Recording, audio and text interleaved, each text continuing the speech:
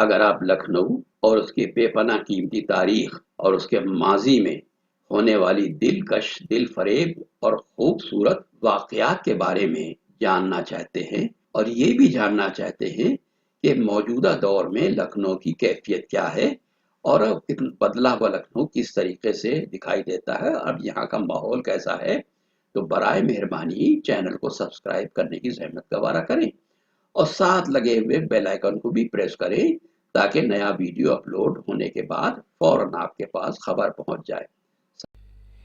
لکھنؤ وہ جو ایک شہر تھا، نہ جانے کہاں کھو گیا۔ احمد خان صاحب کیا خوب کہتے ہیں کہ اب نہ پاندان نہ خازدان، سلفچی آفتابہ، گلاب پاش، عطردان، پٹاری، شمعدان، سب قصے پاری نہ ہوئے۔ ویسے ہی جیسے چوکی تخت، تپائی، چلمن، گھڑوچی، نعمت خانہ وغیرہ، یہ تمام سامان جو روزمرہ کی اشیاء ضروریہ تھیں، اب اسباب متروکہ ٹھہری۔ نہ ڈولی رہی، نہ پالکی، نہ فینس، نہ چوپہلا۔ ہم کو یاد ہے کہ بیری والے آنگن کی دیوار کے پاس میاں جان کی پالکی دھری رہتی تھی، جو کبھی شاہی دور میں ان کی دربار میں حاضری کے وقت استعمال ہوتی تھی۔ نہ اکا رہا، نہ بہلی، نہ فٹن رہی، نہ تانگا، نہ شکرم، فقط رہے نام اللہ کا۔ بے ثباتی عالم، وہ پوری تہذیب ان آنکھوں کے آگے مٹ گئی۔ نہ بیٹھکا رہا، نہ زنانہ، نہ بروٹھا رہا، نہ در و دالان، نہ آنگن، نہ سہنچی، نہ کوٹھا رہا، نہ اٹھریا، نہ دالان رہے، نہ غلام گردشیں، نہ برآمدے رہے، نہ برساتیاں۔ وائے تیری نیرنگیے اے فلک کچھ رفتار، دوروں کا زمانہ قیامت کی چال چل گیا۔ اور موہن سنگھ صاحب فرماتے ہیں کہ میر تقی میر جب دہلی چھوڑ کر لکھنؤ میں وارد ہوئے تو سما ہی دوسرا تھا۔ انہوں نے ایک سرائے میں قیام کیا۔ اس دن کہیں مشاعرہ تھا۔ اس وقت غزل لکھی اور مشاعرے کا رخ کیا۔ ان کے قدیمانہ وضع دیکھ کر لوگ ہنسنے لگے۔ میر بہت رنجیدہ ہوئے اور ایک گوشے کی طرف بڑھ گئے۔ جب شمع محفل ان کے سامنے آئی تو بعض اصحاب نے پوچھا، حضور کا وطن کہاں ہے؟ میر صاحب نے یہ قطع فی البدیہہ کہہ کے غزل ترہی میں شامل کیا۔ کیا بود و باش پوچھو ہو پورب کے ساکنوں، کیا بود و باش پوچھو ہو پورب کے ساکنوں، ہم کو غریب جان کے ہنس ہنس پکار کے۔ دلی جو ایک شہر تھا عالم بے انتخاب، رہتے تھے منتخب ہی جہاں روزگار کے، اس کو فلک نے لوٹ کر ویران کر دیا، ہم رہنے والے ہیں اسی اجڑے دیار کے۔ دراصل لکھنؤ مشرق کا سنہرا شہر ہے جو اپنی پرانی وضاقتہ کو ابھی تک برقرار رکھے ہوئے ہے، جو دنیا کو اپنی طرف متوجہ کرتا ہے، جس کو ہندوستان کے بہترین شہروں میں گنا جاتا ہے۔ لکھنؤ ایک ایسی ثقافت کو جنم دیتا ہے جو جذباتی، گرم جوشی، اعلیٰ درجے کی ثقافت، آداب اور شائستہ زندگی کے لیے محبت کو یکجا کرتا ہے۔ لکھنوی تہذیب کے نام سے مشہور یہ شاندار ثقافتی دولت صدیوں سے ایک جگہ رہنے والی دو برادریاں جو ایک زبان اردو میں بولتی ہیں، ان کی ثقافتوں کا سرمایہ ہے۔ لکھنؤ کی بہت سی ثقافتیں، خصوصیات اور رسم و رواج آج زندہ افسانہ بن چکی ہیں۔ ایک اس کی افسانوی تہذیب کا تاج نوابین اودھ کے نام جاتا ہے، جنہوں نے زندگی کے ہر شعبے میں گہری دلچسپی لی، کمال کے نادر درجے کو حاصل کرنے کی ترغیب دی۔ لکھنؤ نام آتے ہی لکھنوی اینٹوں کی تعمیراتی خوبصورتی، عطر کی خوشبو، موسیقی کی دھن، رقاصوں کے گھنگرو کی جھنک، پکھاوت کی گرج، دسہری آموں کی مٹھاس، ملائی اور گلاب ریوڑیاں، یقیناً مہمان نوازی میں لکھنؤ کا ثانی کوئی نہیں ہے۔ لکھنؤ لب و لہجہ، تفریح، لباس اور آداب میں اپنی فضیلت کے لیے مشہور ہے۔ اسے آداب کا شہر بھی کہا جاتا ہے۔ در حقیقت کوئی بھی حقیقی معنوں میں مہمان نوازی کا احساس کر سکتا ہے۔ ثقافتی اجزاء نے اس عجوبے شہر کو منفرد بنانے میں اہم کردار ادا کیا ہے۔ اردو زبان کا ذکر ضروری ہے۔ غزل، شاعری، تاثراتی رقص کے انداز، رنگا رنگ میلے، شادماں چوک اور مختلف دلچسپ کھیل جیسے پتنگ بازی، بٹیر بازی، کبوتر بازی وغیرہ۔ کتھک کی ایجاد کا صحرا کالکا بندہ دین کو جاتا ہے۔ کالکا بندہ دین کی ڈیوڑی سے ہی اس کی شروعات ہوئی۔ کالکا اور بندہ دونوں بھائی اس کے موجد ہیں۔ یہاں کتھک کے چاہنے والے دنیا بھر سے اکٹھا ہوتے ہیں۔ کتھک کو پورا کیا ان کے بیٹے ٹھاکر پرساد، درگا پرساد نے۔ کالکا کو خدا نے 3 بیٹوں سے نوازا، جن کے اس میں موسم، اچھن مہاراج، لچھو مہاراج، شمبھو مہاراج۔ لکھنؤ کے اس شاندار گھر کے سرپرستی کا شرف پنڈت برجو مہاراج کو جاتا ہے، جو اس کے آخری چشم و چراغ تھے، جو 2022 میں اپنے خالق حقیقی سے جا ملے۔ لکھنؤ کو منفرد بنانے والے تہواروں کے بارے میں اگر بات کریں تو بس محرم کا ذکر ہی کافی ہے۔ 1776 میں دارالحکومت کی فیض آباد سے لکھنؤ منتقلی کے ساتھ لکھنؤ ثقافتی نشستہ ثانیہ کا مرکز نقطہ بن گیا۔ شاہی سرپرستی میں کتھک، ٹھمری، خیال، دادرا، غزل، قوالی اور شعر و شاعری اپنے عروج کو پہنچ گئی۔ اسلامی تعلیم کے مرکز کے طور پر انیس دبیر، امام بخش، ناسخ، خواجہ حیدر علی آتش، مرزا محمد رضا خاں برق، میر علی اوسط رشک، مصفی وغیرہ کے نام خصوصی طور پر جانے جا سکتے ہیں۔ غزلوں کے علاوہ طویل داستان شاعری کی ایک شکل جس کے لیے لکھنؤ مشہور ہے وہ ہے مثنوی۔ پرسہ دینے والی شاعری بھی نئی بلندی پر پہنچ گئی۔ ان میں مرثیہ، سلام اور نوحہ جیسی صرف شامل ہیں۔ اردو نے بطور زبان کمال کا نادر درجہ حاصل کیا اور آہستہ آہستہ لکھنؤ ناقابل فراموش غزلوں، مرثیوں، مثنویوں، غزل، ڈراموں کا گہوارہ بن کر ابھرا۔ لکھنؤ کے امراء اور شرفا میں مالی اعتبار سے نمایاں فرق ہونے کی باوصف ان کے ذوق مذاق میں حیرت انگیز حد تک یکسانیت تھی۔ بہت سی خصوصیات مثلاً شستگی، شائستگی، تہذیب، اخلاق، انسان دوستی، عالی ہمتی اور شرافت نفس ان دونوں طبقوں میں مماثل و مشترک تھی۔ حقیقت امر تو یہ ہے کہ انہی خصائص حمیدہ کی بدولت لکھنؤ کی پرانی معاشرت کو شہرت دوام یعنی ساری دنیا میں ایک لازوال شہرت حاصل ہوئی، اور جس کی کوئی بھی نظیر ہندوستان تو درکنار دنیا کے کسی ملک میں پیش نہیں ہو سکتی۔ اس شہر میں امیر ہو یا غریب، سب کو ہی دوسروں کے احساسات کا لحاظ رہتا تھا، اور کوئی بھی کسی کو خواہ وہ مقابلتاً کم حیثیت ہی کیوں نہ ہو، شکایت کا موقع عمدن نہیں آنے دیتا تھا۔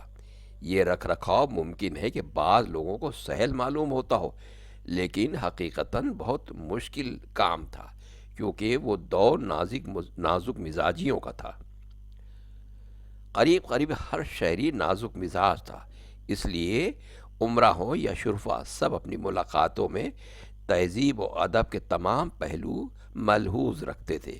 ان کے یہاں ملاقات کے لیے کوئی دوست، عزیز یا کوئی اور معزز شہری آ جاتا تھا تو اسی کی شایان شان خیر مقدم ہوتا تھا۔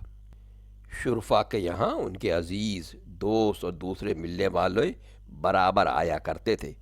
ان مواقع پر بجنس ہو اسی ادب و تہذیب سے ملاقاتیں ہوتی تھیں۔ کبھی کبھی تقریب وغیرہ کے موقع پر شرفا کے یہاں کوئی بلند پایا رئیس آ جاتا تو وہ گھروں سے باہر نکل کر اس کا استقبال کرتے تھے، اور شہزادگان وغیرہ صاحبان عزت و جلال جن کا سلسلہ نظم براہ راست شاہان اودھ سے ملتا تھا اور زیادہ تعظیم و تکریم کے مستحق تھے۔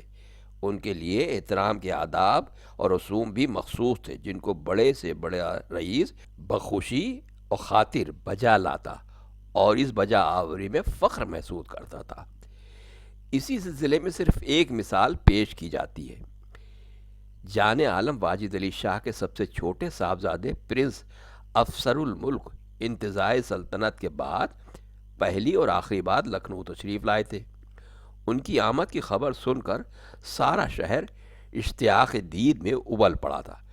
بڑی بڑی جلیل القدر ہستیاں، جن میں رؤسا عمائدین کے علاوہ اعلیٰ سرکاری عہدیدار اور ہائی کورٹ کے جج وغیرہ بھی شامل تھے، کے استقبال کے لیے بغیر کسی دعوت یا خواستگاری کے اسٹیشن پر پہنچ گئے تھے۔ پلیٹ فارم پر پنجاب میل کے آتے ہی راجہ محمد امیر احمد خان مرحوم والی محمود آباد نے بڑھ کر گاڑی کا دروازہ کھولا اور مؤدبانہ جھک کر 7 مرتبہ تسلیمیں کی۔ پھر پرنس بہادر کے ہمراہ رکاب محمود آباد ہاؤس قیصر باغ گئے۔ وہاں پہنچ کر بالا خانے پر ایک آراستہ و پیراستہ کمرے میں پرنس کو کچھ وقت کے لیے سکون حاصل کرنا تھا۔ یہاں ایک مزین صوفے پر پرنس تشریف فرما ہوئے۔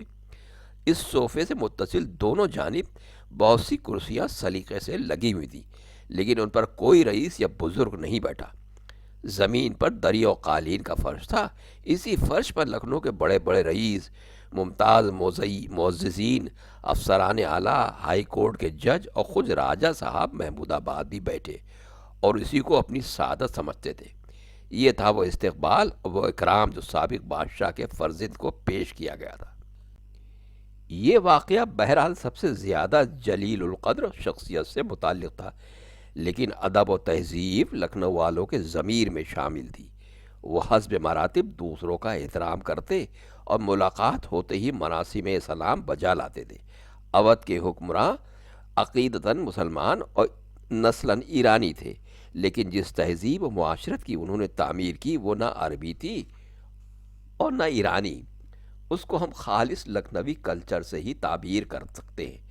دوسرے مسلمان ملکوں نیز ہندوستان کے دوسرے صوبوں میں مسلمان السلام علیکم یا سلام علیکم کہہ کر دوسروں کو سلام کرتے تھے، لیکن لکھنؤ میں خود اپنی زبان میں سلام کرنے کا چلن رائج ہوا اور اسی سلام کے لیے متعدد الفاظ وضع کیے گئے، یعنی آداب، تسلیم، تسلیمات، بندگی، مجرا، یہ الفاظ عرض ہے یا بجا لاتا ہوں کے ساتھ استعمال کیے جاتے تھے۔ اول الذکر تینوں الفاظ اب تک رائج ہیں، باقی طور طریقے متروک ہو گئے، جس کی وجہ یہ ہے کہ معاشرہ ہی ختم ہو گیا۔ جہاں ہر موقع اور محل پر علیحدہ طرز کے سلام کا رواج تھا، مثلاً یہ کہ کورنش ادبی صحبتوں و مشاعروں میں اور داد پانے پر شعرا اور ادیب بجا لاتے تھے۔ مجرا عرض کرنے کی ہی اصطلاح رئیسوں کے درباروں میں استعمال کی جاتی تھی۔ بندگی بھی ملازمین اپنے آقاؤں کی خدمت میں عرض کیا کرتے تھے۔ صورتحال یہ تھی کہ سلام کرنے بھی مراتب کا لحاظ رکھا جاتا تھا اور ان مدارج کا تعین دولت و ثروت کی فراوانی، علم و فضل میں کمال اور بسا اوقات پاک بازی کے ساتھ قرب سنی کی بنیادوں پر ہوا کرتا تھا۔ یہی طور طریقے جو اب سلام کے بھی تھے، شرعاً نیز اخلاقاً جواب سلام واجب ہے۔ لکھنؤ والے بھی جواب سلام میں تعامل نہیں کرتے تھے، یہاں تک کہ بڑے بڑے رئیس اپنے چھوٹے سے چھوٹے درجے کے ملازم کو بھی اس کے مؤدبانہ آداب و تسلیمات کا جواب دست بسر ہو کر اور زبان سے سلام سلام کہہ کر دیا کرتے تھے۔ اپنے سے عمر میں چھوٹوں کو ان کے سلام کا جواب دعاؤں کے الفاظ میں دیا جاتا تھا، مثلاً زندہ رہو، سلامت رہو، خوش رہو، عمر دراز ہو، صاحب اقبال ہو۔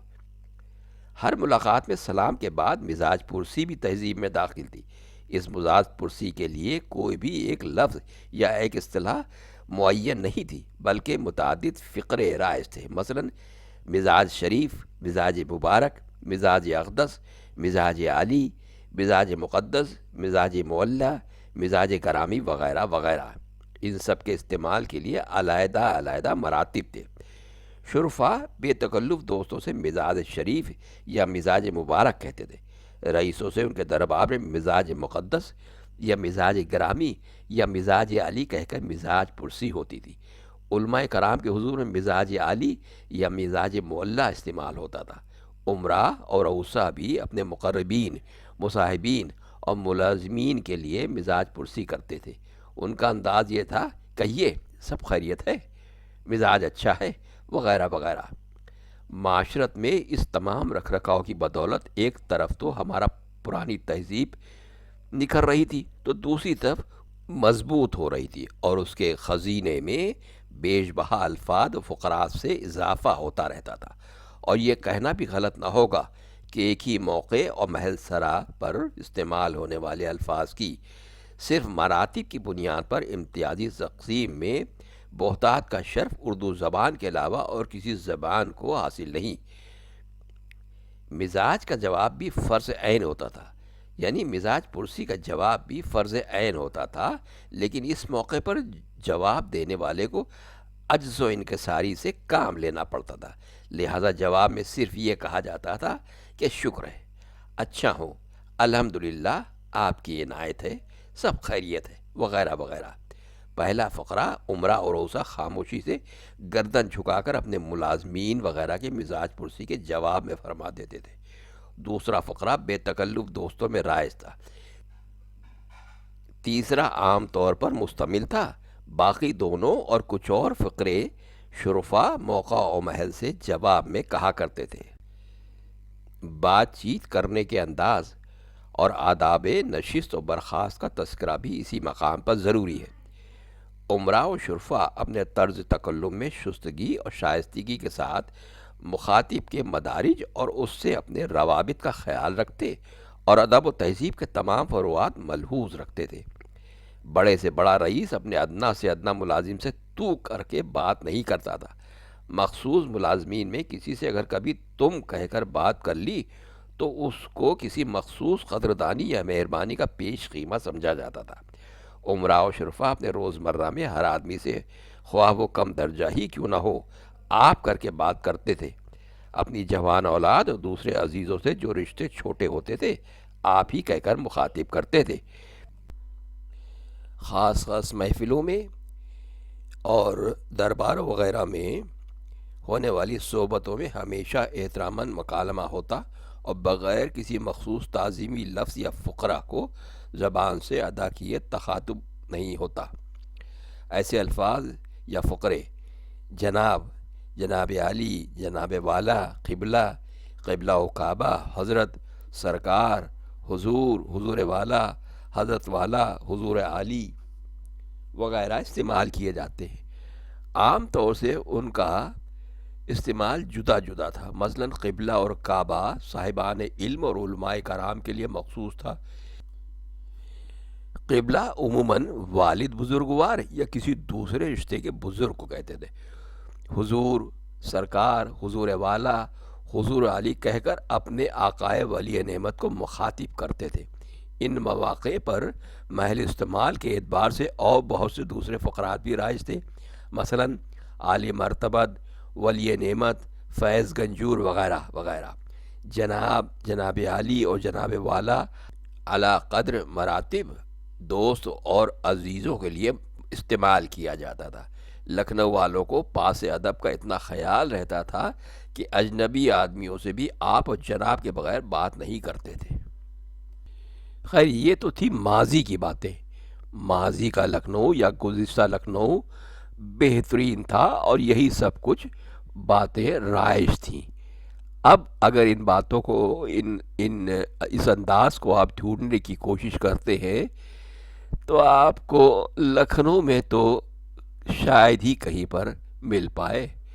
ایک بہت ہی بھونڈی سی بگڑی ہوئی شکل یقیناً ابھی تک موجود ہے اور رائج ہے، اور خاص لکھنؤ کے رہنے والے لوگ کوشش کرتے ہیں کہ اس پرانے انداز کو زندہ رکھیں، حالانکہ اب وقت کے ساتھ یہ مشکل ہوتا جا رہا ہے۔ وہ دور، وہ سنہرا دور بہرحال ختم ہوا۔ موجودہ زمانے میں جبکہ سود و سودا کی ہر طرف گرم بازاری ہے، نہ ویسے لوگوں کی سماج کو ضرورت ہے، نہ وہ پرانی قدریں نئی معاشرت میں کارآمد ہو سکتی ہیں۔ یہ سب کچھ ہونا ہی تھا اور ہو کر رہا، لیکن افسوس اس کا ہے کہ پرانے لوگوں اور ان کی طرز زندگی کے مٹ جانے کے بعد وہ گراں قدر خوبیاں جو خاک میں مل گئیں، جو شرفائے لکھنؤ کے لیے سرمایہ افتخار تھیں، یعنی متانت و سنجیدگی، خوش اتواری و خوش کرداری، صداقت اور راست بازی، اخوت و محبت، مہر و وفا، رافت و الفت، تہذیب و اخلاق، نفاست و لطافت، اور سب سے بڑھ کر رواداری اور جذباتی ہم آہنگی۔ آج ہم فرقہ وارانہ یکجہتی کے جتنے نعرے بھی بلند کریں، لیکن پہلی سی وہ بات کہاں؟ اختلاف مذہب و ملت کے باوصف دلوں میں کدورت نہیں تھی، اور نہ منافرت کا کوئی شائبہ ہمارے کرداروں میں تھا۔ یہی تھا لکھنؤ کا وہ اصل معاشرہ جس پر آج بھی پرانے شہریوں کو بجا طور پر فخر ہے۔